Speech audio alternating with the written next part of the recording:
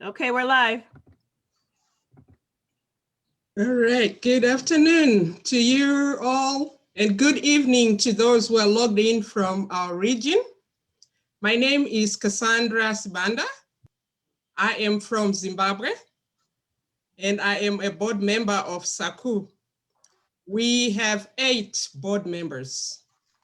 I am in the marketing team along with Dr. Stinga Kachipande from Malawi and Mike Hove from Zimbabwe.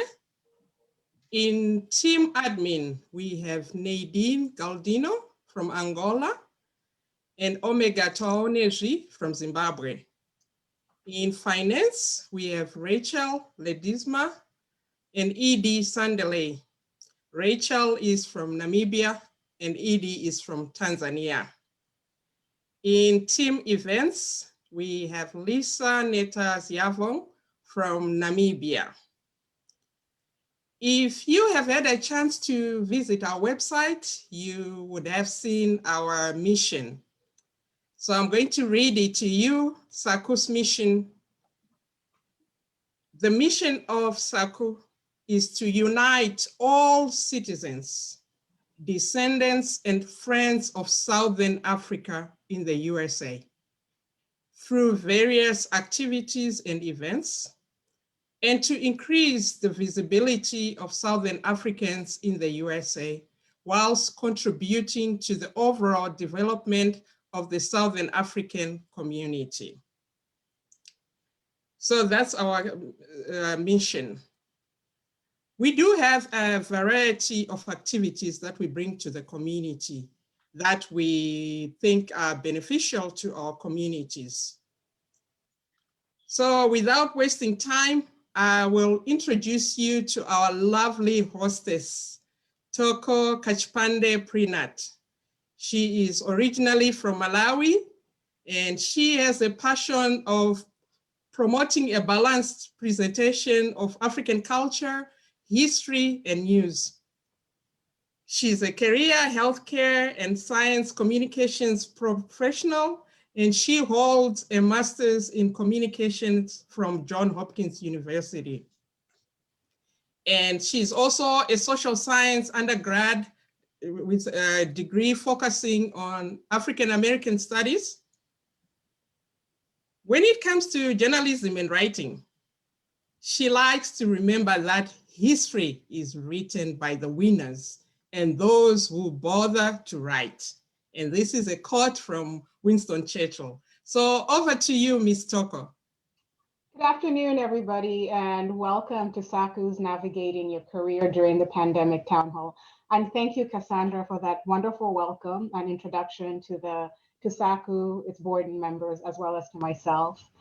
So today our town hall is going to be all about managing your career as a minority job candidate, specifically for minorities from the Southern African region.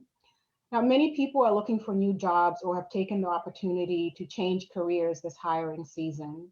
It's never too late or too early to jumpstart your career, whether you're a recent graduate, are just joining the new job field, or whether you're looking to making a career change, or just taking the career that you have and taking it up to the next level.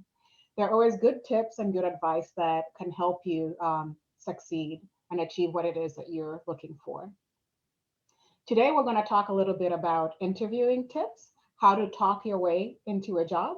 We're going to talk about resume and cover letters, how to write your way to a job. And we're also going to talk about career planning, walking your way to that dream job. After all those sessions, we're going to have an opportunity for Q&A where everybody will get a chance to talk to our presenters today. Now, let's welcome our first presenter, Kay Kunda. Kay is going to speak to us about career planning. She is a dynamic collaborator who inspires everyone with whom she works to help them realize and achieve their full potential. She holds a master's degree in human resources and a bachelor's degree in arts in psychology and sociology. She's also a certified master career counselor and currently serves as a program director for Career Catchers, a nonprofit in Silver Spring. Welcome, Kay. Kay, could you tell us what career planning is and why it is so important? Absolutely. Hello, everybody. Thank you so much for joining us today. So am I going to be able to share my screen? That would be great.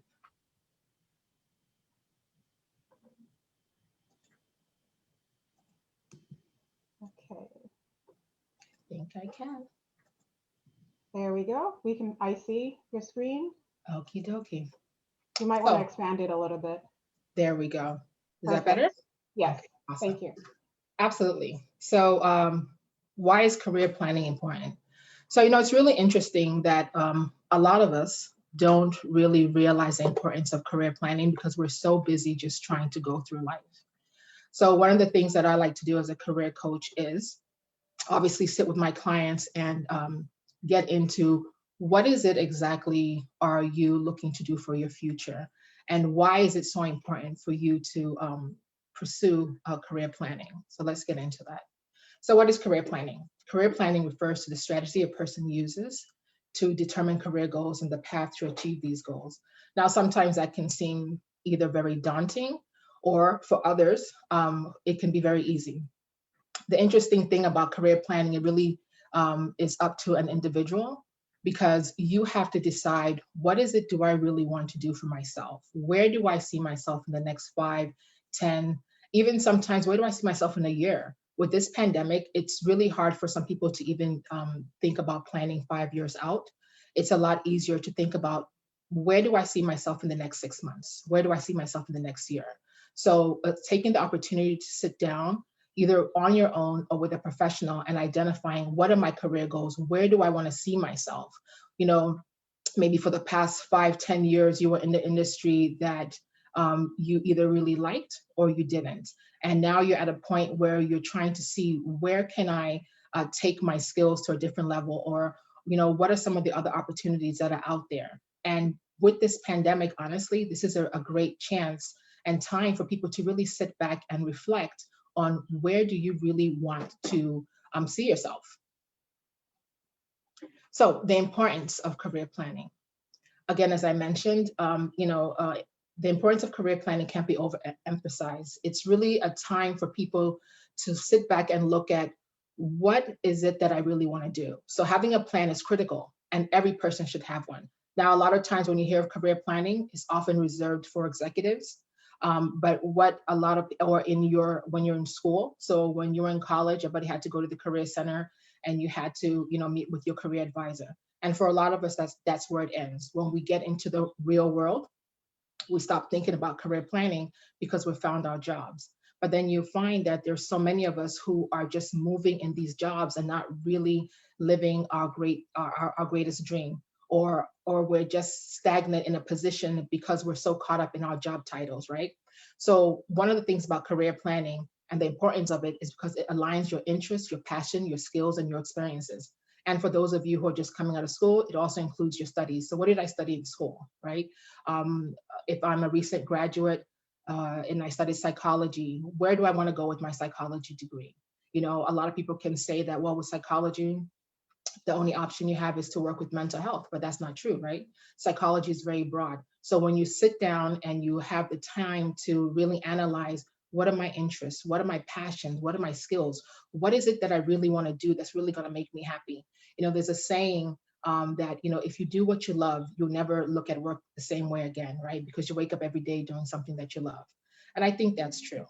But there are a lot of us who don't have that opportunity to necessarily get into that position or that job that we actually love, right? So in the meantime, we have to then try to figure out, where can I position myself where my interest and my passion and my skills will be able to help me build on this career that I want, and having a plan, being able to sit down and actually look at all these things that you're bringing to the table is so critical. There are a lot of times when I meet with clients and they will tell me, I really want to do this, I really want to do this, but I can't, because either they have influences from their family, they have influences from whatever culture they come from, and they are not able to really live to their fullest potential. But when I take the time to really sit with them and ask them, okay, I understand what society is dictating to you, but what do you want to do? where do you see yourself? What are the things that actually make you happy? And you find that once they're able to sit down and really focus on the things that make them happy, and then align those things with where they see themselves in the future, and then also looking at an opportunity to look at jobs that are out there that will be in line with what their career goals are, what their interests are, and their skills are, they start to look at life from a different perspective. Okay, now I know we had said that we would reserve the questions for the latter part of the presentation, but if it's possible, I just wanted to ask these few questions, and if people can just answer them in the chat, that'll be great. But when you think about career planning, right, it involves personal choices, because remember, it's about us. Career planning is about you as an individual, not about what other people are dictating for you to do. So when you ask yourself some questions, one would be, what do I really want to do? You know, what are some of the job options that are out there that may be of interest to me? And how do I get the job that I really want? And I think that's a question that a lot of people struggle with. So a lot of people are working in positions that maybe they don't really want, but are not really certain how to get that ideal job that they want. And the other question is, what compromises must I make? You know, in life, we always have to compromise something. It doesn't necessarily mean it's a bad thing, right? But what are some of the things I'm going to either, invest now and give up later, or vice versa? And then when should I actually start my job search? You know, do I start my job search when I have an ideal job? Do I start my job search now that I'm in a pandemic and there's a possibility that I may not be able to go back to the particular job that I had? And if I just had a job, is this a great opportunity for me to actually start to look into developing a career?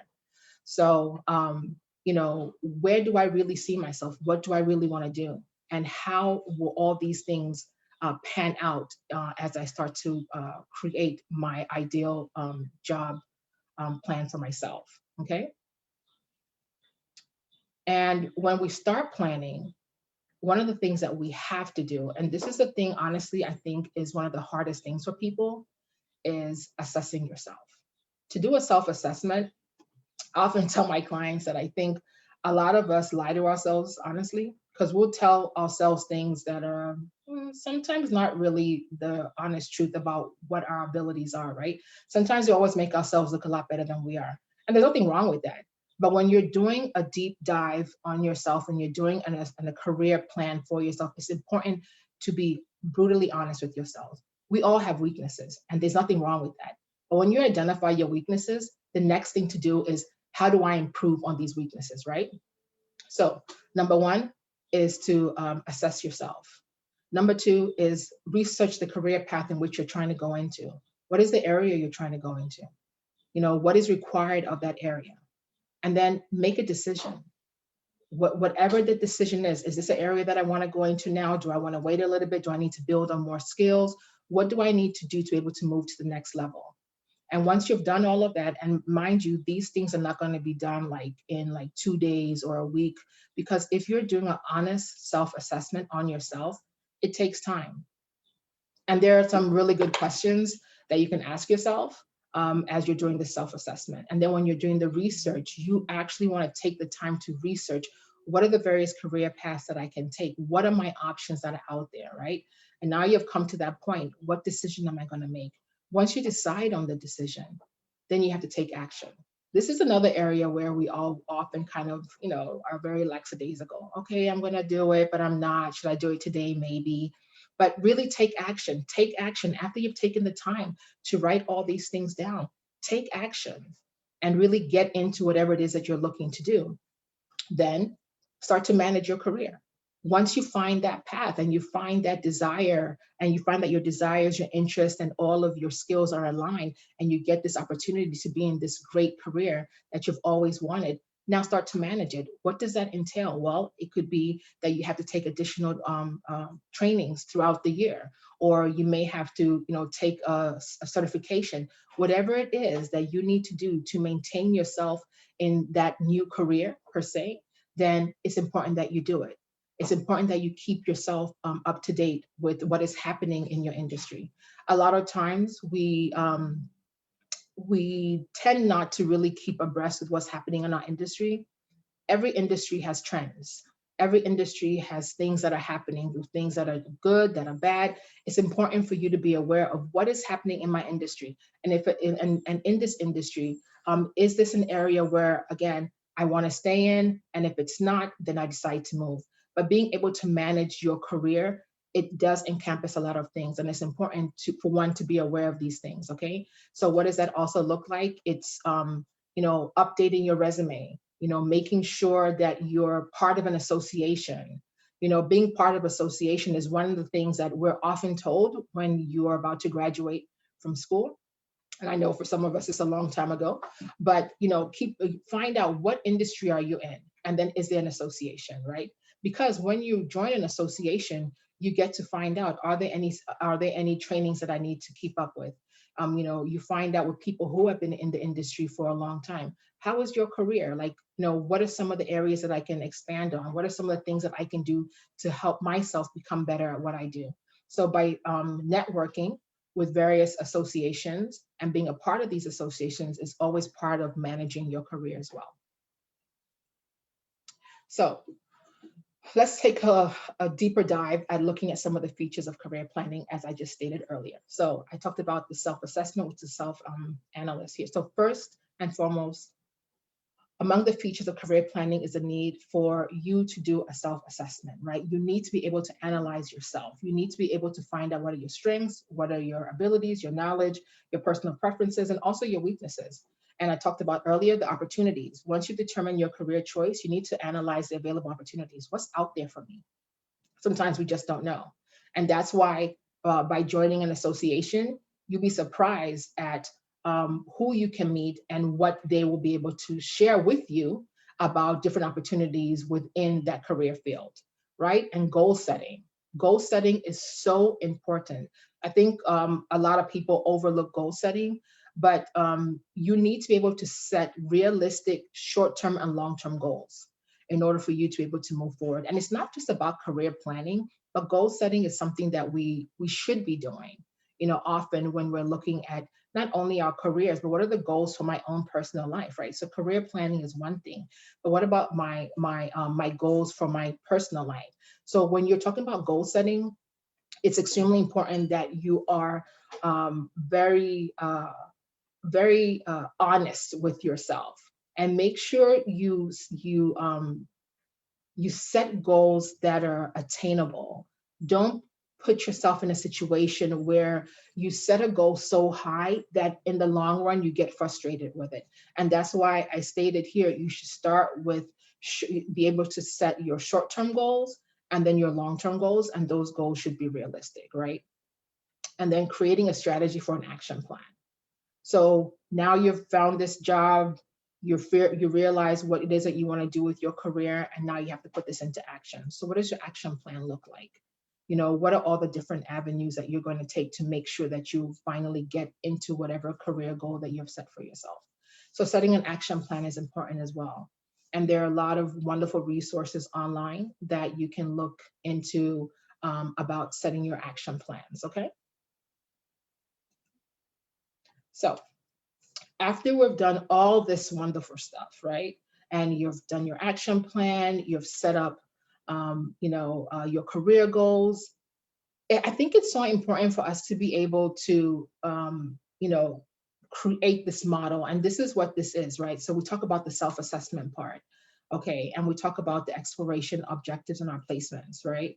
So I need clarification. I need to be clear about what I want to do. And within our career planning, you cannot plan your career without looking at your life goals. It's impossible, because when you're really looking at your career plan, and when I talked about being able to really make those decisions, you have to ask yourself, is this the job that I'm looking for, or is this the career that I'm willing to go down? What am I actually looking for in this career path? And when we talk about jobs, right, we talk about our salaries. So if I decide to transition from where I am now to a different career, what will the salary look like? How is that going to impact my family? Will I be willing to move? So as we make these decisions, it's extremely important to factor in everything. And that's why I said at the beginning, when you're doing your your self-assessment, you have to assess everything. Who and what are all the factors that are going to have an impact on how my decisions are going to be, especially if you're a family person, if you're a husband or a wife, a mother, your father, you have to make decisions that are great for yourself indeed, right? But if I decide to take a job in California today, how's that going to impact my kids? Because they're in school. Okay, great. Right now they're virtual, so it could work for a bit, but how is that going to impact the family in the long run? So it's important to look at all these decisions as we plan our career goals, okay? So I wanted to give you guys just a quick little cheat sheet on what a basic career plan example could look like, right? So when we think about our resumes, keeping it updated. I cannot tell you how many times I meet with clients and, it's time to update their resumes. And they have had like 5 jobs from the last time they updated their resume. And I'm like, okay, we need to update this resume. And you'll be surprised at how many people don't even remember, okay, I worked here, but what did you do? I go, okay, I can't remember. So one of the things that I like to tell my clients is, one, make sure that you're keeping your resume updated. So whenever you start a new job, take your job description seriously. If you have an opportunity, save the job description is even better. But if for whatever reason you're not able to get a hard copy of it, copy and paste it and just plunk it into your resume. Don't worry about the format. When you meet with a professional, they'll come and help you out with that. But make sure that you are keeping your resume up to date. It's so important. And then making career planning a regular event, right? So we've done your short-term goals. You looked at your career plan. You created one for the year of 2020. It looks great. Well, in 2022, come back and reevaluate it because there might be things that have changed. The beauty of being a human being is that we don't have to stay stagnant. We're allowed to change. So maybe what I liked this year, I may not be so into it next year. And I may want to look at a different career opportunity where my skills and ability will allow me to transition into. And then, reflect on your career path. We're allowed to do that. We're allowed to, again, like I just said, we're allowed to transition. It doesn't have to be stagnant, and then one of the things that I always tell people, really be able to tell yourself, what is it that I like and what is it that I don't like? A lot of times we find ourselves doing things that we're not really comfortable or like we really don't like to do. And I know sometimes at work, I get it. Sometimes at work, we find ourselves doing things that we don't like to do, but we'll do it because we want to maintain our jobs. Absolutely. But when you get a chance, allow yourself to really be honest with yourself and say, you know what? As much as I really enjoy going to work and I love what I'm doing and I love the salary that I'm making here, but you know what, if you're not fulfilled, then you have to ask yourself, that means if I'm not so fulfilled, what would make me even more fulfilled? What is it that I really want to do? Okay, being able to have those honest conversations with yourself. And then keep a record of your achievements. I like to tell my clients your accomplishments. You will be surprised at how much you do at work every day. You would really be surprised. But a lot of the times we don't even realize how much work we're putting into work. So whenever you do something, if you ever get acknowledged at work, I tell people, we have these trusty cell phones now. Write yourself a note, in the note section in your phone, just write a note, and you should actually put it like accomplishments from work. So every time you do something big or small, write it in there for yourself. It's just for yourself. Just write it in there. And then identify your transferable skills. That one is key because a lot of us think of we're our job titles and we're so much more than that. And once you're able to identify what skills you bring to the table, honestly, I like to tell my clients it makes you even more powerful than you really are, right? Because then you realize that, wait a minute, I can actually do this. I have the capability of, I didn't know I could. And when you start to understand that you are so much more than your job title of accountant, or you're so much more than your job title of project manager, that you bring so much more to the table, I'm telling you, there's nothing more exciting for me than when I see that light bulb go off on my clients and they're like, oh my gosh, this is great. I can do more, right? And then going back to setting goals, right? So we talk about setting our career goals. It's extremely important. No matter how comfortable you are in your position at work, for those of us who are not looking to leave your job, but you should always, set goals for yourself. What are you going to learn this year that you didn't learn last year? What is it about yourself that you want to improve on at work? You should always be looking at improving yourself. That should be something that you do always. I tell people that I'm a lifelong learner because I always take an opportunity to learn. And that's something that we should all be doing. What is it you want to learn this year that you didn't do last year, okay? And then obviously exploring education and training opportunities. Let me tell you something. In this pandemic, two things people need to focus on. One, figure out what you really want to do before we get out of here. So that's with the career goals, right? Looking at what the goals are. So sitting down with yourself, creating your plan and all this. But the other thing is taking the opportunity to take some free training. There are some wonderful platforms online that you could take computer training, you could take HR training, you could take accounting. There's so much stuff online. So taking the opportunity to do that is great. Oops, I'm sorry. And then leveraging and learning from others, getting out of your comfort zone is key. And then obviously researching future advancement opportunities. So I'm on my last slide, I think. So key takeaways. The career planning process is a series of steps to help you decide on your short and long-term goals. You might emerge in this process on your own or with the help of a career counselor. Start with the self-assessment, and that is so critical to understand what your strengths and your weaknesses are, and then research potential careers and decide on a career path. And finally, make sure you set your short-term and your long-term goals. Thank you for your attention.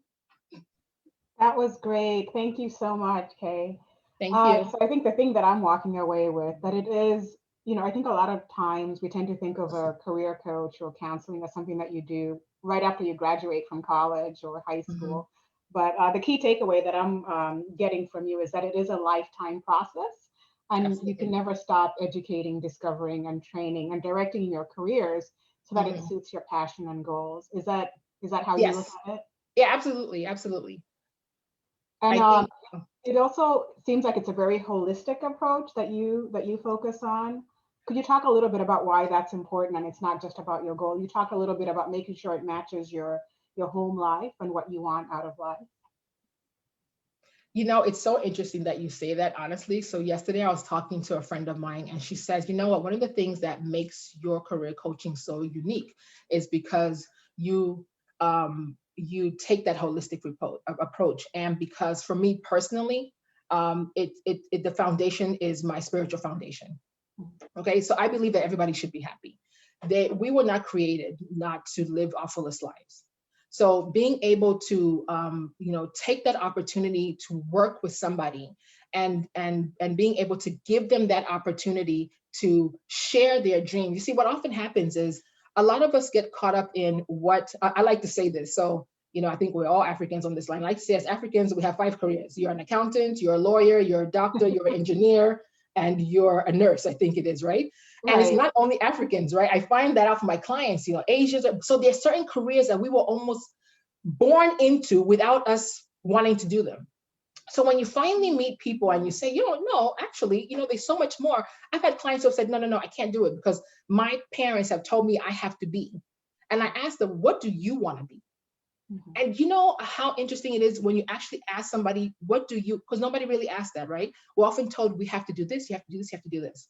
So, so that holistic approach comes from really just understanding that we all have that right to be happy. And your happiness may not be my happiness. But if I'm able to help you achieve the best that you can be, then for me, that's satisfaction.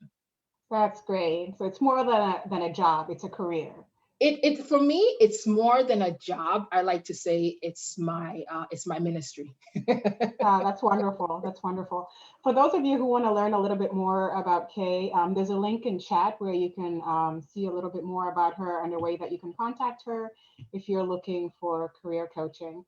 Now, before we move forward and get that job, let's talk about resume writing and cover letters. It's what's required to get you that foot into the door. So next, we're going to welcome our next speaker, who's going to talk to us about strategically writing your resume and cover letter.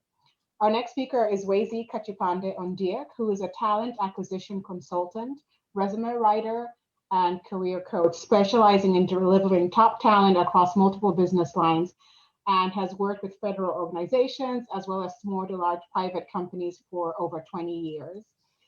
She currently works as a talent acquisition consultant for Amazon. She's a self-described people person who likes helping others accomplish a positive outcome in their professional life. Ms. Kachipande Ondiek is a member of the Society of Human Resources Management and a certified diversity and inclusion recruiter. She also holds a BA in political science and paralegal certification from the George Washington University here in the DC area. Welcome, Wezi. Good afternoon, everyone. Nice to meet everyone. So today I'm just going to discuss resumes.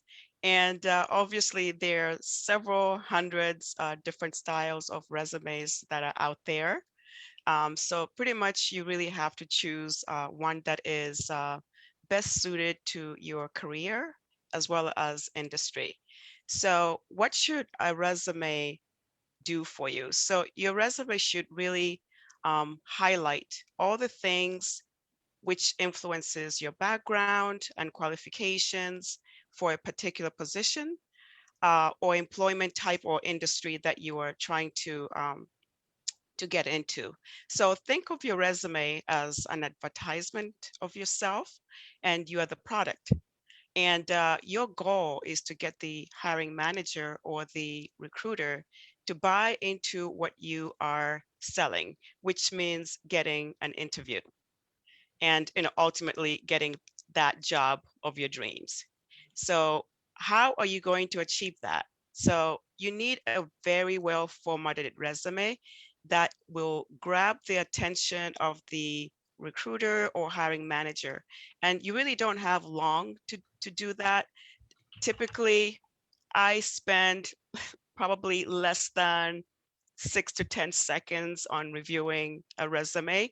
So I would say 8 out of 10 resumes do get discarded within that time frame. So you want to keep your resume short and you want to keep it concise. In terms of length, usually people are asking how long should my resume be? If you're an entry-level individual, you definitely don't want to have like more than 2, 3, 4 pages of your resume because you really don't have the experience that is needed for you to have that length of a resume. So I would say typically keep it to 1 page if you can. If you've been working for several years and you have very relevant work experience that you need to include, 2 page, maybe no more than 4 pages. So how do you go about achieving that? So the first thing that you need to do is you need to decide what format works for you.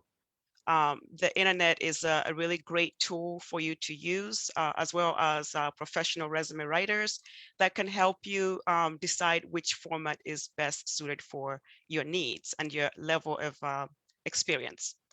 So there are several types of formats that you can use as far as the resumes are concerned. The first one is the most traditional one that you see out there, which is the chronological format, which lists your experiences based on the most recent to all the employment types.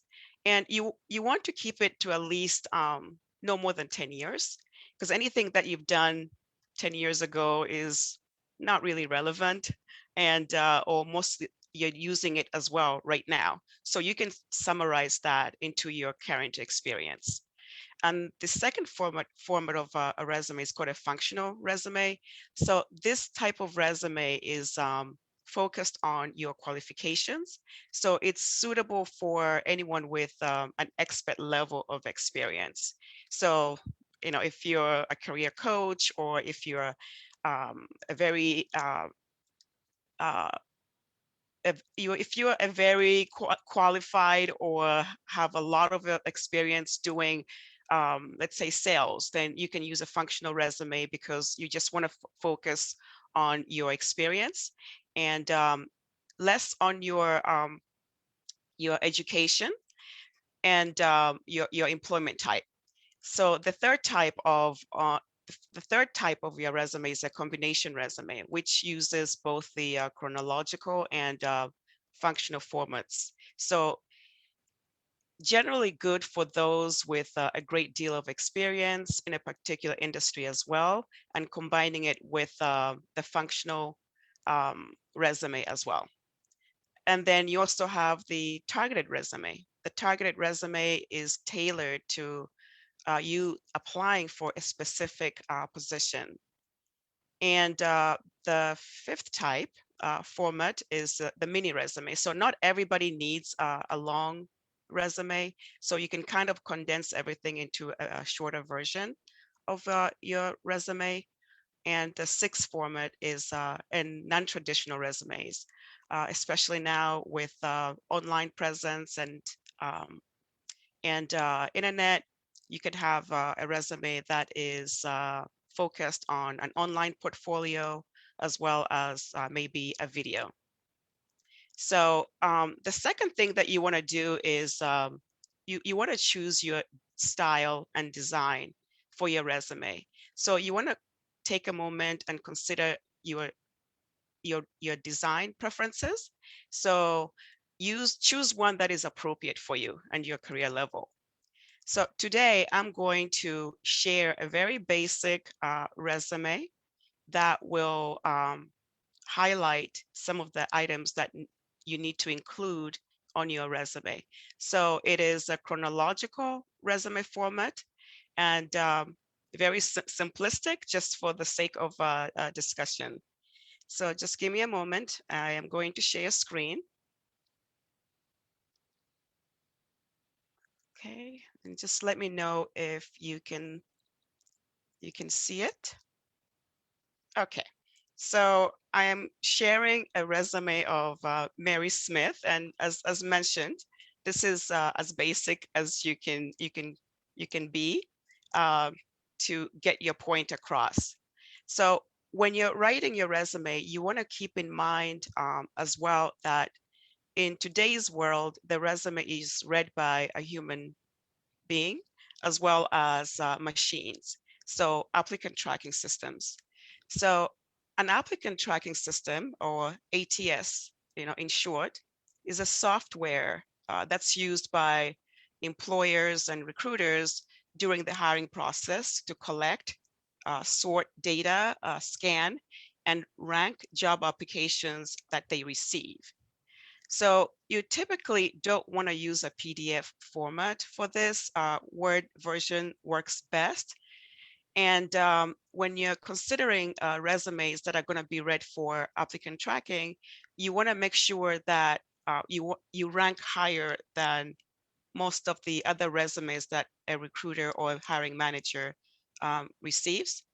So with that in mind, you want to make sure that your resume covers most of the skill sets that are being asked in the job description. So you want to use both what we call keywords and soft and hard skills, so that your resume gets to be selected and ranked at the highest level of the applicants. And you also want to avoid adding things such as tables and columns and headers and footers, because those don't transfer well into the applicant tracking system. And so you just try to keep it simple. So what do you use and what do you put in your resume? So the first thing that you would be putting in your resume is your name. So your name is, mostly the largest font in the resume, and you can choose to center your name or left align it, whichever is your preference. And you also want to include your city and state, and zip code if you would like. But typically, you don't want to put your full address in there unless you're mailing your resume. And in this day and age, everyone is using email. So, and then also for security and identity theft, I recommend not putting your full address in there. And then you also want to include your phone number and your email address. And you want to keep your email address very professional. So you don't want to use email address that say things like partyanimal21@gmail.com. So keep it professional. And then with your phone number, you want to make sure that your voicemail message is updated and it's professional as well. And typically, you want to include your LinkedIn profile on at the top of your resume, because nowadays the majority of recruiters are using LinkedIn to check out your profile, look at some of the recommendations of what people say about you, look at maybe some of your work that you've done. So make sure that your LinkedIn profile is updated. And if you don't have a LinkedIn profile, make sure that you have a LinkedIn profile. It's very, very important and key. So I find that like a lot of people that may be looking for work that don't have a LinkedIn profile, and they're saying, well, it's taking me so long to find a job. And do you have a LinkedIn profile? No. I spend, I would say, every single day, more than 50 to 100% of the time, I may be in LinkedIn on a daily basis. So if you're not visible, you're not being seen. So next, you want to work on your summary, and the summary can be called a lot of things. So this is also your resume introduction. So it is your sales pitch to grab the attention of your reader. So it can be flexible and it can be formatted in many different ways, and it can be called so many other things. What you want to put here in the summary is pretty much 3 to 5 sentences to quickly summarize your experience, your training, and highlighting your relevant skills for the position that you're seeking. You also want to include a headline to bring attention to the value, to your value as a candidate. You may also choose to add other skills. These are like soft skills and hard skills. So for example, you can have your headline and your resume objective look something like that, with your skills, such as conflict management, or your hard skills that will set you apart from other people, added at the top. So if I'm looking at the resume, I want to make sure that within the first 8 to 10 seconds, I know what you're going to be bringing to the table. Okay. So next, after you've included that, you want to add your work experience. So this is the relevant work experience that you've done over the last 10 years. And this area can be titled, relevant work experience. You can use work experience, you can use professional experience, or you can even just say experience.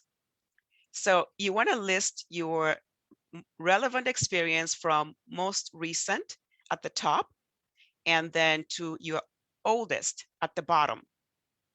So what should you include?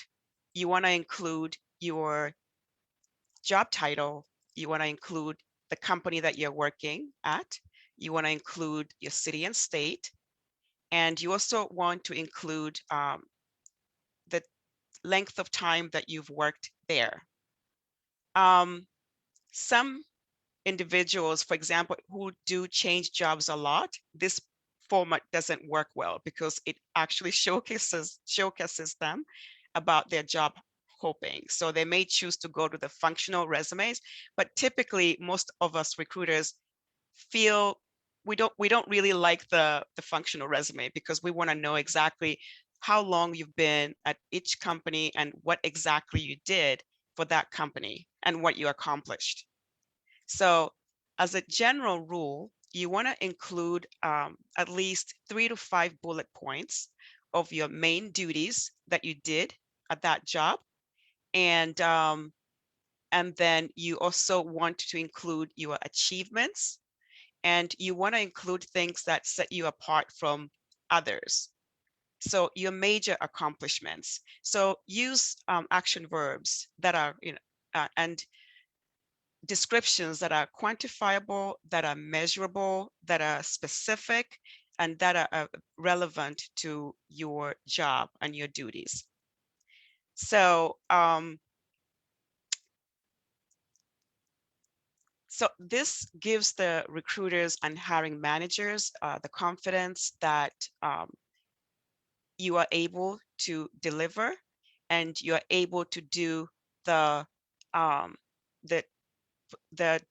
sorry, you're able to do the functions that are listed in the job description. And as Ms. Kawunda mentioned before, that it's important that when you do work at a company, even though you haven't updated your resume, keep that job description and tailor it, and utilize those descriptions to kind of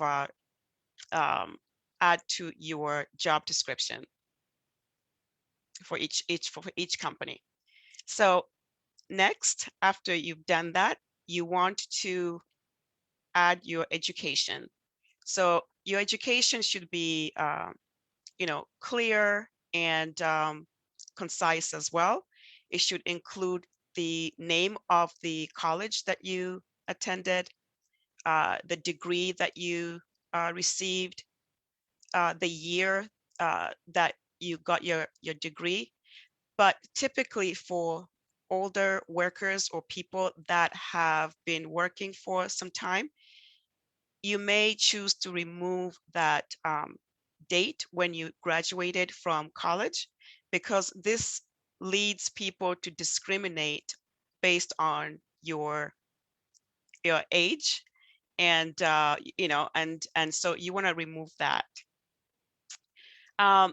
If you are a new graduate and you really don't have as much education and work experience that you have, you may need to move the education to the top of your resume, and also add the courses that you took to kind of strengthen the depth of your resume. And then next, you want to tie in your skills, and you also want to tie in your certifications, licenses, and awards, or any honors that you received, and any publications that you may have received as well.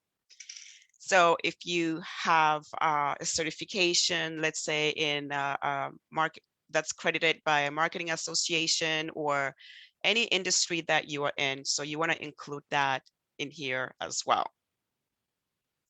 All right. So next, you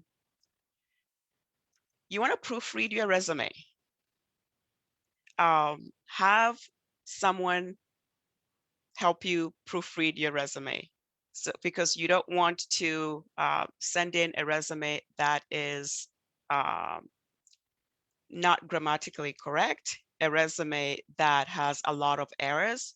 So you may even want to proofread at different times, maybe sometimes in the morning and sometimes in the afternoon, because like you may have more clarity in the morning or in the afternoon. So proofread, and make adjustments.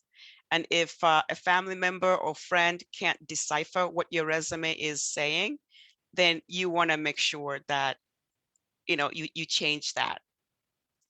And then next, you want to save your resume in different formats.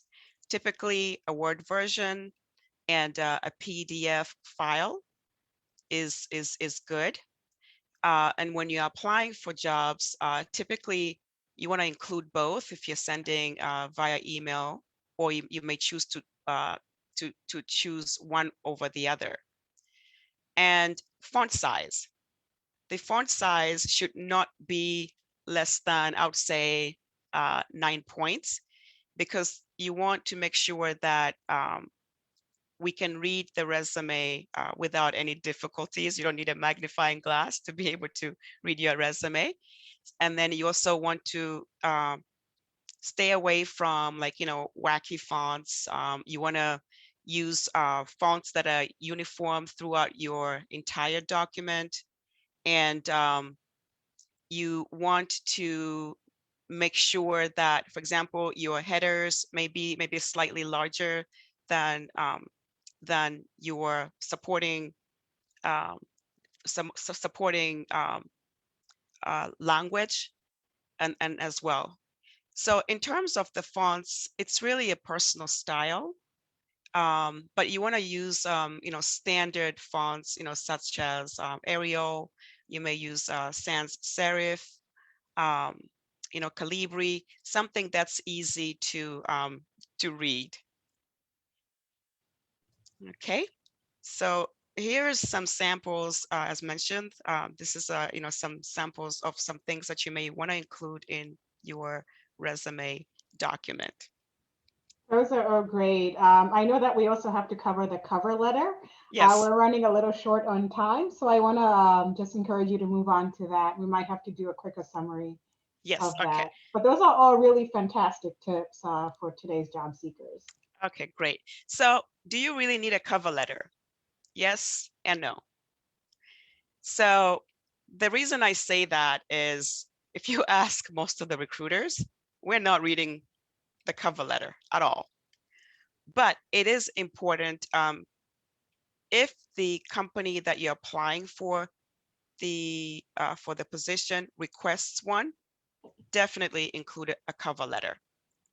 But you can also summarize the cover letter into your email when you send your resume. And if you also want to provide information that is not included in your resume, you can include that on your cover letter as well.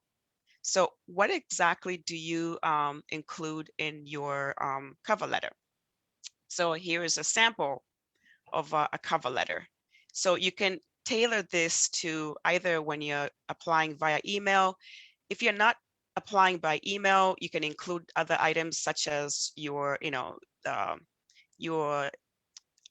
address for them to send back to you. But typically you're doing a cover letter in an email, so you don't need to include all that. So you want to include, of course, the salutation. And in an email, obviously, you're not including the date, but salutation. You want to include an introduction that will grab the manager's attention. So after that, you want to include the body of the paragraph. So with that, you include at least 2 paragraphs detailing your relevant education, skills, work experience, and why you're a good fit for that position. And in conclusion, you want to make sure that you reiterate your strengths and ask the hiring manager how they should contact you. So you want to make sure that you also include a call of action. So that is it in a nutshell on what you include in your cover letter. Those are all just absolutely fantastic tips. We're going to have an opportunity to have a Q&A with you, Wezi, at the end of this session. A quick question before we jump on to the next topic. A lot of the viewers that we have are African or minorities, and there are always questions about how to handle names that are African. What's your thoughts on that? My thoughts on that have always been to be true to myself. I am not going to change my name just to be able to accommodate people that don't want to accommodate diversity and inclusion. Your name is a part of you. I suggest that you keep it. But that's also a personal decision. There are people that have changed their names to be able to assimilate in the American culture, and that's a personal decision. But personally, I do not do that. That is the perfect response. It definitely is a personal decision, but also I think what you're pointing out to is the importance of finding a work culture that accepts you and supports you, because that's going to determine your growth and your experience. Absolutely. So thank you for that. All right, so you have done your self-assessment, you have analyzed and researched, you have decided on your career path and chosen your goals, and you've had the opportunity to write your cover letter and a resume that supports everything that you want to do, you know, and you've caught the attention of that recruiter. Now what? The next segment that we're gonna jump into is with Kay again, who's gonna talk to us about acing your job interview. Getting that interview is just the first step. So what do you need to do to prepare and to navigate the job interview? What are best practices in the US? Kay? Okay, I'm up again. Yes. So, all right, I'm gonna share my screen. So what I'm gonna do for the interest of time, I'm going to go through this really quickly, but what I will do is provide the slides to the team because I really want to get to this. There's a video that I have on virtual interviewing, and I think that it's really key. So I will go through this quickly. I'm apologizing ahead of time, but I will have this provided to the team and you all will have it. Okay. All right. That's fantastic. And we'll make sure that we have it included on the SACU website for people to access. Okay, awesome. So interviewing. So I'm going to just go through this really quickly. So what is the purpose of interviewing? I know that for a lot of us who are foreigners, when it comes to interviewing in America, what I found is that our culture kind of conflicts with what the American culture is. And what I mean by that, and I think Wezi can attest to what I'm about to say, is that when it comes, we have a culture of not to look at people in the face, right? But that's how we are raised as Africans. But in America, you have to look at me in the face. If you're not looking at me, that means I think you're lying, right? So what I've noticed is that for a lot of people, I work with a lot of immigrants. And that's one of the main things they always come back and tell me, like, Ms. Kunda, I know I aced the interview, but but I didn't get it. And I'm like, well, why didn't you get it? I was like, well, tell me, how was the interaction? Well, and they're talking to me like this. I'm like, wait a minute, were you looking down when you were interviewing? And they're like, yeah. I said, well, right there, that's a problem, right? But I won't get into that. Okay, so what's the purpose of the interview? Remember, it's a conversation. It's a conversation between the employer and you. And what is the purpose of this conversation from the employer's perspective? What do you have to offer? What are your skills, your ability, and your basic knowledge, right? And who are you? What is your personality, your characteristics, and your interests? And why should I hire you, right? So the interview will try to determine whether or not you will be an asset to the organization, whether you're going to be a good fit. And what is your goal? Your goal is to present yourself as the best candidate, right? So you're going to make sure that you have done all your homework. You're going to make sure that you know about the position, the organization, but it's also an opportunity for you to find out, will this organization work for me? A lot of times we think that an interview is like an interrogation, like it's only the recruiter that has the upper hand, but really in a true interview, it is a conversation between the two of you because everybody's trying to figure out, will this person work? Will this person work for my organization? And the interviewee is asking, will I be a good fit for these guys? Okay. So preparing for the interview. Sorry. Preparing for the interview. Wait a minute. I'm so sorry, guys. Let me do full screen. I'm so sorry. And let me get here. All right. All right. So you need to get focused. You need to know what you want, where you want to be, who can employ you, what is most important. There are a lot of questions you ask when you're preparing for an interview. There's a lot of whys and who's and what. Will I be a great match? Will this particular job be of interest to me? What is the background that they're actually looking for? So again, it's really important for you to do your homework and to make sure that you are doing a thorough research of what careers and jobs you want to get into. So remember we talked about in the career planning about your self-assessment and knowing yourself? Well, guess what? It shows up again because you have to really know what you're looking for.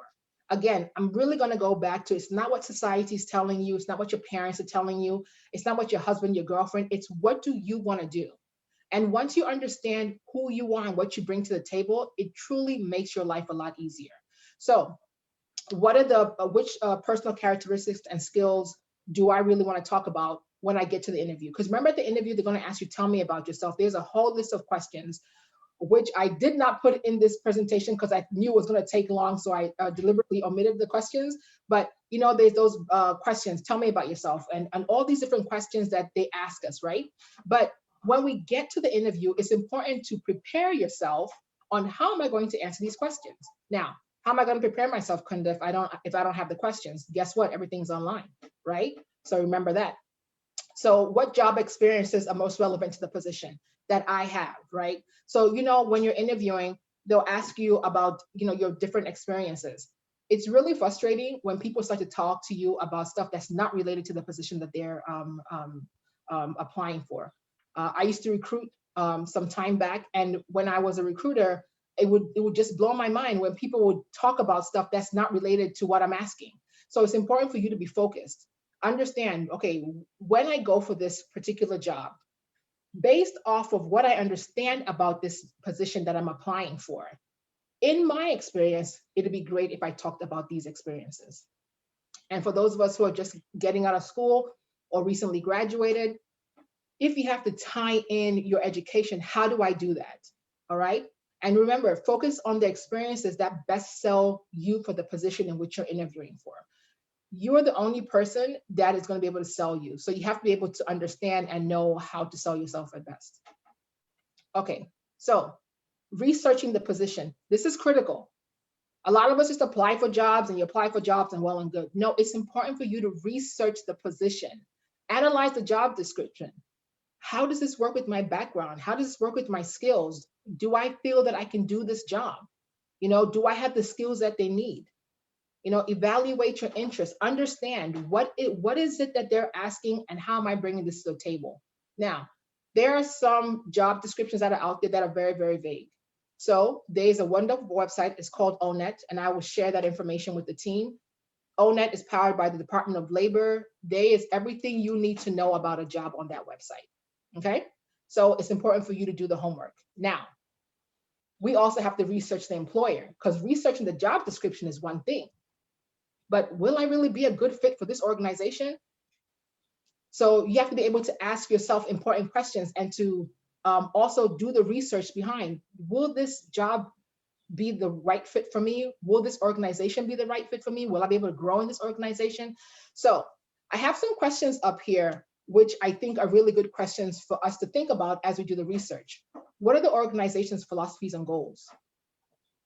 How well is the organization doing? Do they have growth? Do they have losses?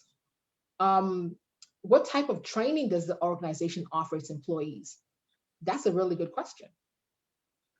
You know, what are the products and services? Yes, I know what job I'm looking for, but what else do they do? You'd be surprised.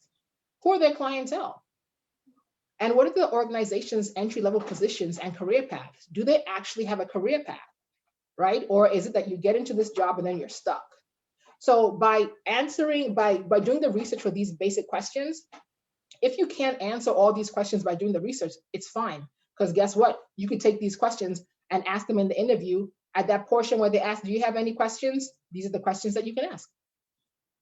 So, types of interviews. There are several types of interviews. The one I want to focus on today is the video interview.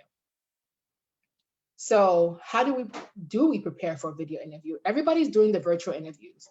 And honestly, it's like, if you're not prepared for the virtual interview, that could really be a really good reason for you not to get a job, no matter how well you present. So what are some of the important things to do? Test your technology, right? It's so important for you to, if you have people in your home that are all on the phone, the notepads, whatever it is, ask them, hey, do you mind not getting on? Because sometimes that will affect the strength of your internet bands. And then keep your virtual identity professional. You know, in this day and age, everybody's going on social media. So please make sure that your virtual identity is as professional or as clean as it can be. And then when you are doing a virtual interview, you still have to dress up, seriously. So I know like some people like they'll dress up from the top and then the bottom, they're like in shorts or whatever. But when you dress up fully, you feel like you're actually at an interview. So for ladies, you might have to put the heels on. For guys, you do have to put on your shoes and really just get dressed up. And then create and set the environment. So I know it's not good to judge people by how they live, but unfortunately we're human and we do. So if you have like, stuff in the background and people are running up and down and all these things that are going to be very distractive, it's important that you, just alleviate all the noise as much as possible. So in creating the background, try to find either a blank wall. I tell people, if you don't have the artwork, do a blank wall. It's the safest. But if you're able to put some pictures up there, then do so. And then, monitor your body language. Don't be slouching, all of that. No, sit up professional as if the person is across from you. Don't look at the monitor, look up at the camera. What often happens is we're looking down at the monitor and we're talking this way. Because you see, when I talk like this, I'm not looking at you guys. So you have to make sure that you're looking up at the camera. And then again, distractions. If you have kids, if you have a dog, a cat, hey guys, mommy, daddy, sister, brother has an interview today. I need you guys to be quiet. If it's great for the kids to be outside at that time, then schedule it where you know that the family will not be around for distractions. And some of those distractions even mean your phone. Like if you're going to be on a virtual interview, silence your phone. I'll talk to you later. Like you just don't answer your phone. And then practice the common interview questions. These things are all online. And don't forget to follow up. So I have a video that I want to share. I hope this is going to work. Hold the line. Let me see if I could do this because I really wanted us to watch this video. Oh, hold the line. Okay, let me see if I could do this. Okay. Oh, no, it's not showing. IT, I think I need you guys. It was showing. It was? Yep. It did for a second, yeah. For a second? Okay. Go back. Is it showing? Yep, you just need to hit play. Okay, okay. Except we're not getting the volume. Oh no. So I do need you guys then. Should I stop sharing? Let's see. I think you might have to choose share with audio. I know in other platforms, if you don't share with audio, you don't get the volume. So I hit share. Okay, I do that. And then where do I get the with audio? Yeah, I'm not as familiar with Zoom as I am with Microsoft Teams. Cassandra, do you know how we get audio? Let's see. Okay, you know what? For the interest of time, that's fine. It's going to be in the slides, okay? Don't worry about it. But this video really talks about the reason why I want everybody to watch this video. It's a video by Harvey. I think it's a really great video because it talks about how to set the do's and don'ts of virtual interviewing. Again, sometimes we just find ourselves in situations where we don't even realize like what's behind us, not realizing that, what we have as our background can be either very distracting to people. One of the things that I often tell people when they do the virtual, what are those things? The virtual backgrounds. Mm-hmm. I often try to tell people, don't do the one in space. Because I'm telling you that one in space, when you go back like that, and then you're like, it's just very distractive. So be mindful of what virtual backgrounds you use. They have some really nice ones where like, it's like an office space or whatever. Be mindful of that. And then be mindful that if you move, then you're in the virtual space. So that's where that posture comes in, okay? All right, let me just go back to my presentation really quickly. I will be done soon, okay? All right, so don't forget to follow up. Okay, so moving right along. So what type of, there are several types of interviews, and one of them is behavior-based interview, and this is the one that a lot of employers use. And you find that a lot of people often find themselves really overwhelmed when they're doing behavior interviewing, but it's one that is commonly used. Again, all this information will be passed on to you, but I'm gonna move quickly. But what do employers really want when they do the behavior-based interviews? Employers are looking for three things, right? The content of your skills, the functional or transferable skills, the adaptive or safe management skills, right? for self-management skills. So these are the three things that they're looking for. And then how can I best answer behavior-based interview? So there are two techniques I'm going to just really focus on very, very quickly. The PAR technique is a way to build strong answers to behavior interviewing. The idea is to provide specific examples or a story on how you performed the task, right? So the P is for problem, the A is for action, and the R is for results. So what is the problem? Advertising revenues was falling off in the daily news, right? So what was the action? I designed a new promotional package. What was the result? We signed a contract for 15 more advertisement's, right? So this is showing that what the problem was, the action, and the result. So that's one technique, right? The other technique is one that I think all of us know this one. It's called the STAR method, right? And the STAR method is a structured manner of responding to behavioral questions. So with this method, you look at the situation, the task, the action, and the result. So the situation, introducing the situation to the employer and set the context. The task, describe the task you had to complete, including the expectations and challenges it would involve. Action, explain what you did and how you did it. The results, end with the results of your efforts, including accomplishments, rewards, and impact, okay? So I thought of adding this in because I think that sometimes we often wonder, why didn't I get the job? I went in there, I did my STAR method, you know, I was awesome. What happened? Well, these are a few things that may not lead you to either get the job offer or the second interview. Maybe the way you express yourself, you were not clear. You were not speaking properly. Your grammar, you had, you know, just all these different things, right? Maybe it was your personal appearance. Maybe you came looking disheveled, or maybe you came looking so glammed up, people didn't know whether to look at your eyes or look at your nails or look at your jewelry, whatever it was, you know, or you didn't research the company. So Kunda, so tell us why you want to work for the company. So what interests you in working for Coca-Cola? Oh, well, because I thought Pepsi was, Pepsi? No, this is Coca-Cola, you know? So sometimes we don't even know. You didn't do your research, okay? And some people can be just really overbearing, aggressive, and conceited, and like they know it all. And the worst thing, or the worst person to ever interview is a person who knows it all. Like seriously, it's like, you're like, why? And then the lack of interest, you know, maybe you didn't ask questions at the end of the interview, you lack confidence. So one of the things that I want to say is make sure you practice. Practice, practice, practice. There are a lot of interview questions online that you can follow up with. And it's really important that you seriously practice, stand in front of the mirror. You can call your friend on Zoom, WhatsApp, or whatever, and have them practice with you. And the other thing I wanted to stress is, remember, just be yourself. So this is my final remarks is be yourself, right?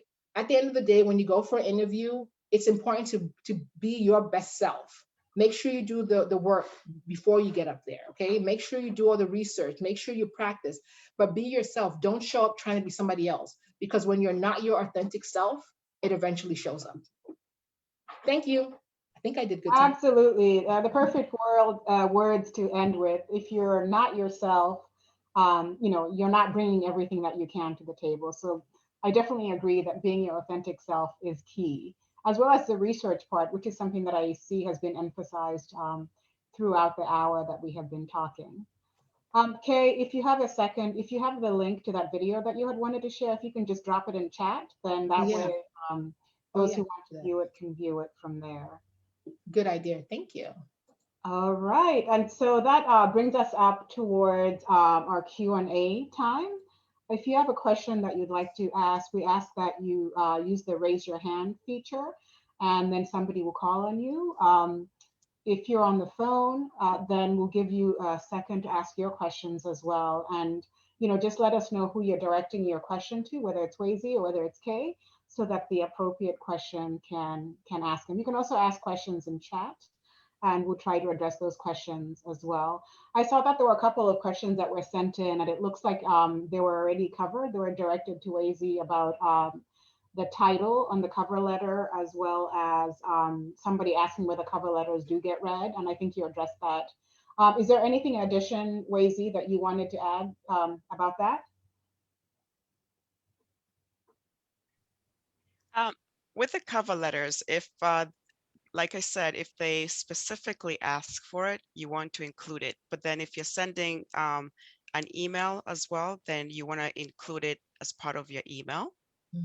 But typically, because most of the applications are going directly into the applicant tracking system and being parsed, it's not really necessary. But if it's optional. Okay, great, thank you. And so before we move on, I want to give anybody who is on the phone the opportunity to ask any questions that they might have. So if you can just unmute yourself and ask. If not, we'll move on to a couple of hands that I see are raised currently. I have a question. Okay, go ahead, Lorraine. Thank you, ladies, for the presentation. It was awesome. Yeah, I have a question on our career planning. You mentioned that you can do computer training online. Do you have any suggestions on sites that one can go and do computer training? Absolutely. What type of computer training are you looking for? So you can go on Guru 99, and I'll put them in the chat. So there's Guru 99. Guru 99 is an amazing site that you can study Python. You can do Unix and Linux. It depends on what computer training you're looking for. So can you be a little bit more specific? Okay, starting from basic. Okay, so basic, like doing Word, Excel, and stuff like that. Yeah, like recapping. I did it back home and a little bit this side. So I hadn't been in that field for a while. So considering career changing, yeah, which one should I start with? So I'm going to put a link in the chat. So if you want to do like basic computers, starting off with Word, Excel, and all that, I'm going to put CGF Learn Free. And then if you want to do advanced, I'm going to put Guru 99. Okay, I'll put it in the chat. Just give me a second. Okay. You know, one of the other resources that's out there, although I think it's paid unless your company offers it, is LinkedIn Learning. They offer a lot of different trainings from like pretty much every aspect of career jobs, and I would recommend that. If you have a LinkedIn profile, which we've learned from Wezi's presentation that you should make sure that's optimized as well, you know, with all your qualifications and resume. But you can go in there and go into LinkedIn, look around and see what trainings are available that one might be free or two that your employee might pay for. Thank you. Yeah, and if I can add to, I'm not sure which state and city you live in, but typically each county has either a workforce planning department that offers free training to people. So you may also want to look at that as well.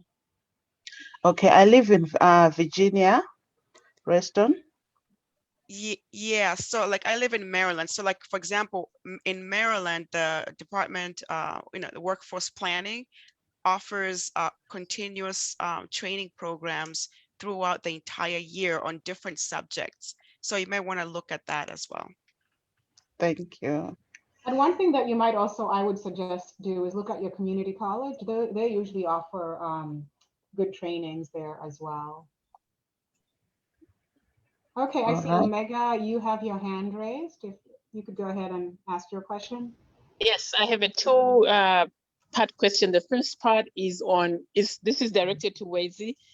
How do you know if a resume is going to go through the ATS? Do all resumes go through ATS? Right now, yes. Like every company now has an ATS applicant tracking system because we don't do anything manually anymore. Okay. All right. Thank you. So that's the first. Yeah, and then also right now, every company is focused on what the new technology, which is machine learning and artificial intelligence type of resumes. So you have these softwares that are going out there and looking for those keywords. So you have to make sure that your resume has all the keywords that are being asked in the job description. So just match your job description with as many, match your resume with as many keywords that are in the job description to make sure that you appear at the top. Okay. And then the second part of the question is, which is the best way to apply?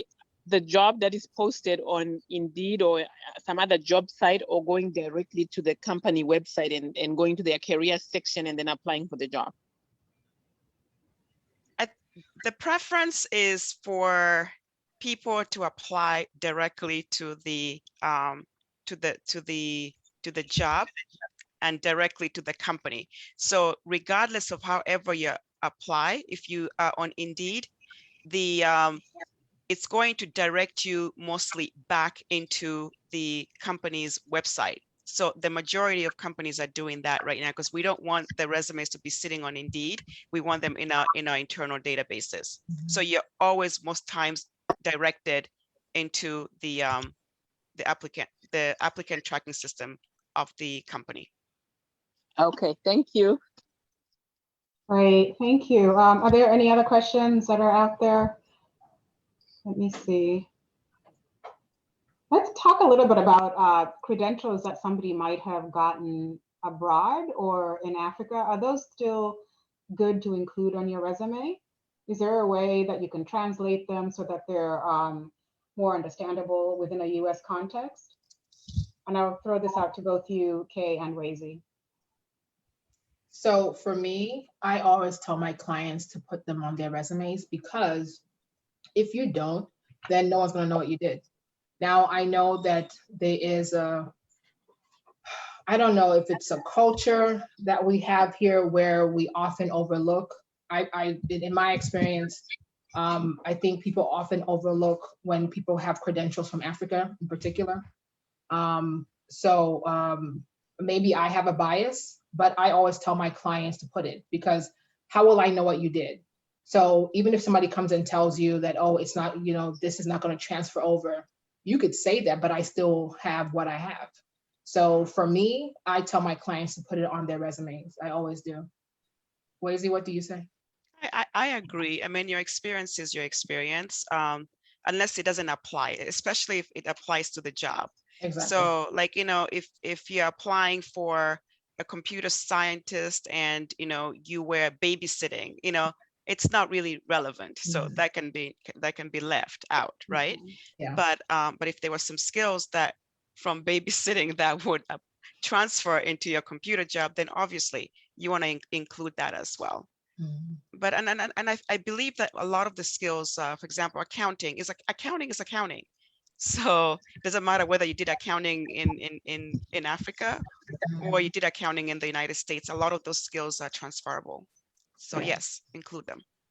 And I think the other thing is really try to make sure you get your degrees evaluated. Part of the reason why a lot of people don't have opportunities for some of the jobs that they should is because when they come to this country, they never get their degrees evaluated.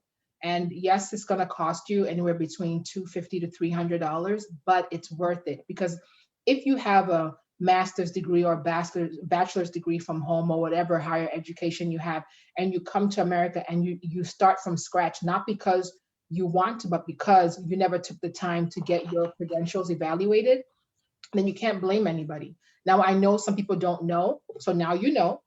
Go out there and get your degrees evaluated if you still have that opportunity to do so, because that will really help you out. If you have a degree and you have a master's degree, and if for whatever how they do the evaluations, if they come back and say it's a master's degree, great. If they say it's a bachelor's degree, then it's a bachelor's degree, but at least you have something. Then you don't have to go back to school unless you want to. Are there any sites or organizations that you recommend for getting your degrees evaluated? Yep, I'll put them in the chat. Hold the line. Okay, great. Thank you. One of the things that also came up, and I'll throw this to both of you, is where was I? Sorry, you talked a little bit about making sure that your LinkedIn profiles support your job search, which suggests that, you know, employees or recruiters might be looking at we're definitely looking at your LinkedIn profile. What about other social media, Twitter, Facebook? What are your thoughts on how that impacts things and what you should do to protect your professional appearance? Wait, you want to go first? Sure. Yeah. Yeah. You want to keep everything out there, you know, professional. So not every manager will look online. Some do. And there have been a lot of examples out there where people have not gotten their jobs because, you know, either, you know, their Facebook information is out there and visible, and, you know, employers, even though you're not supposed to, but managers, we can't stop them. They do go there even if they're told not to, but they may be on your Facebook and looking at you partying every day, you know, holding alcohol every day, and they may be biased because of that, even though it doesn't not directly relate to your job. Yeah. So keep everything polished and professional. Yeah, I agree. Great advice. Yeah, I have to admit. So when I did recruiting, we did go and look at those sites. We did. It's just, I mean, you know, maybe we shouldn't have, but for some positions, for some of the companies that we were sending people for, we had to make sure we were sending the right person. So, you know, if the social media presence, and don't get me wrong, it wasn't like we would tell the person, like sometimes we'd call the person in and say, hey, you know, if we went on and we found this and, you know, and we were recruiting, you know, staffing recruiters, what more of the company? So before we send your stuff, do you mind cleaning this up a bit? And, you know, some people were very helpful, were very grateful that we did that, that we provided them with that opportunity. So. Great advice. A good reason to keep your social media private and to make sure that whatever you post that's public is professional as well. But do you know it's not really that private though? That's right. a whole nother topic. I was about to say, with the caveat that nothing on social is ever really private. Great. Kay, I know you also spoke a little bit about speaking about your weaknesses and making sure that you address those and you improve. But I think that there are times that people are working on them when they're applying. How do you shape, either during an interview or whether you're writing your letter, your cover letter or your resume, how do you position your what might be seen as a weakness in a positive? So one of the things that I do when I do mock interviews with my clients, I think mock interviewing is absolutely critical when you're preparing for an interview, is to obviously to identify what are my weaknesses. We all have them, right?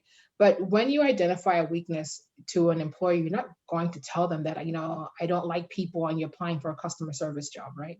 But whatever weakness that you identify, make sure that when you are presenting your weakness, you're already showing a solution as to how you're helping to improve yourself on that. So, you know, for somebody might say something like, you know, one of my weaknesses that, you know, I tend to be a person that works very late, right? And I know some employers don't like that, but I tend to stay at work much longer than I need to. But I realized over the past couple of years that it really hasn't served me well. So one of the things that I'm really trying to do is really stick to my time. So that can be under time management, right? So I'm really trying to make sure that I accomplish all my tasks in a timely manner. And, you know, I've set up different techniques around my office space to make sure that I'm keeping on task. So I use a planner, you know, different things. So the employer will say that, oh, okay, I see this person likes this, but they've identified what their weakness is and they're working towards improving it. So you always want to make sure that whatever you identify, you're providing a solution to that weakness, saying this is what I'm working on in the interim. Great. Now I have a tricky question for both of you. I think there was a time when I first graduated where the going advice for African women or Black women and minorities was to not wear your hair natural. And people would go into their interview with a wig, and because that was seen as the professional, quote unquote, professional look. And I think that times have changed a little where natural hair is more accepted. So what are your thoughts on that? I think I know what your answer is going to be. You can take There's my answer. You know, I remember those days. I really do. And I'm really happy that we are allowed to be our authentic selves. And that people have come to realize that, you know, we are who we are, and that we are allowed to show up in our most beautiful state, in our natural state. So I'm one that allows and always wants people to be comfortable in who they are. Now, if you're not comfortable, then that's a different story, right? Then if you're not comfortable, then, you know, do whatever you need to do to make yourself comfortable, because not everybody's comfortable in their natural state, and that's okay. It really is okay. But just be comfortable in however you present yourself. Great. Wezi, your thoughts?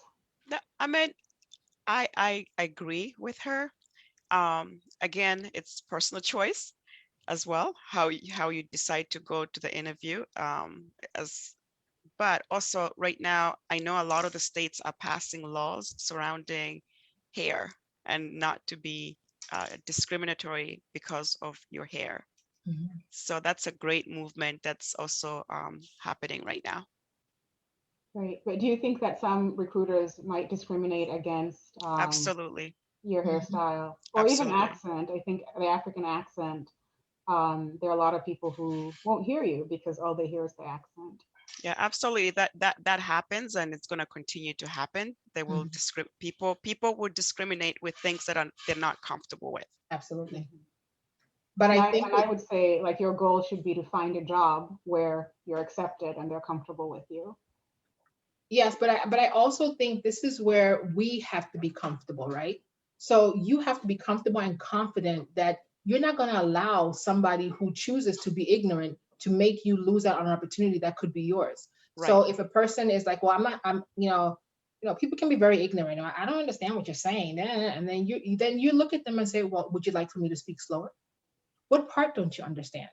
You know, you cannot allow somebody to bully you out of an opportunity that's yours, because what often happens is that people lose jobs that should rightfully be theirs and they're qualified for it because of the way the recruiter, interacted with them. Or when they got to the job, people were saying, oh, I can't understand you. Everybody has an accent. If you've lived in America long enough, you know that everybody has an accent. You from up north, you sound different. You from Maryland, you sound different. You go down south, you sound different. Those are all accents. So what's the problem? And that's what I tell my clients. I said, ask them, what's the problem? Because if you go to the Midwest, that's an accent. Mm-hmm. So it's you decide. So even when people come from the Midwest, like what? I don't understand. But we don't really, get in their faces about it. But as an African, everybody wants to make you seem as though, are you speaking English? Like, what are you saying? Right. No, you know what I mean? And that's where you have to, don't allow them to get you upset. That's when you smile and you say, I'm sorry. Tell me what you don't understand. Should I speak slower? Because then the person's going to be like, oh, okay. All right. You know what I mean? But when you get upset, it's like it fuels them, right? Because then you're like, what do you mean you don't understand? No, don't even bother getting upset. Just ask them, I'm sorry. How can I help you understand me a little bit better? What part of the conversation didn't you understand? That's a great response and great advice. Yeah. And also not to internalize it, because you do find some people who internalize it and try to change who they are. And that's not assimilation. No, it's not. But if I may add to that as well, is corporate America is corporate America, and they have an idea of how they want, how they want their employees to look, and they may have dress codes as well. So it's fitting into their dress codes or images that they have. So it may be a little bit that, let's say, if someone has dreadlocks, it may take them longer, to break into that. But but you may go to some other companies where they're going to be receptive. So it's really about joining a company that is receptive to you and your image. Yeah. That's great. We're running a little low on time, but I think we're having such a great conversation. If people will allow for 10 more minutes just to get through some of the questions that I'm seeing. Something that I'm seeing is, can we talk about salary, doing the job interview and negotiating your salary? And also, is it a good idea on the application to add your salary when it's asked? When it's asked, that's a different question. If they ask you to put the salary, then you obviously put a range. So that's where that research part comes in, where you've done the research and you've looked to see what the base or average pay is for a position with your credentialing, with your experience. But if they don't ask in the job description, or when they ask you in the cover letter or whatever, then do not bring it up. In the interview, they will bring it up if they want to move forward with you, because usually the salary is like in the second interview, depending if they're going to have 2 interviews, right? If they're going to have that 1 interview, everything is presented. But if it's where they're looking to have a second interview, that's most likely where they will ask you for your salary. Wezi? Yeah, I can add to that as well. Like, now a lot of the states, like California, you can't even ask the salary anymore. It's illegal because we're not supposed to use that as a way to determine the compensation. So typically with those states that you cannot ask, we don't ask. So we just base the salary decision on the grading of that position. But if applicant can ask, and if they ask, then we can have that discussion. But typically for those states, we don't even touch it anymore. Okay, great. Thank you for that. Rachel, I see you have your hand up. If you could unmute yourself and ask your question. Hi, Wezi and Kunda. Again, thank you so much for your time. I had 2 questions. One of them is for us immigrants with an accent, do you suggest, I guess it's an icebreaker at the beginning of the interview, we say something like, oh, by the way, I know I have an accent, or if I speak too fast, please do slow me down, or do we just ignore it and ask anything at all?